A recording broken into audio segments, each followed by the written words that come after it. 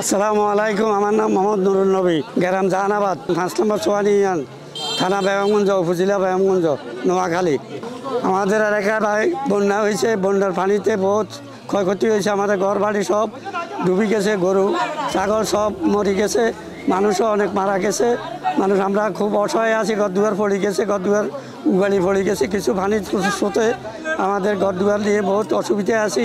রান্না বাড়া করে ঠিকমতো খাওয়া দাওয়া করতে পারতেছি না। তো আপনাদের কাছে আমাদের একটা অনুরোধ, আপনারা আমাদেরকে বহুত সহযোগিতা করছেন, সাহায্য সহযোগিতা করছেন, বহুত উপহার দিচ্ছেন। আশা করি আর সামনের দিকেও আমাদের ঘর বাড়ির জন্য আপনারা ঘর দুয়ার যেন আমরা পাইতে পারি, এভাবে একটা সুব্যবস্থা করে দিবেন।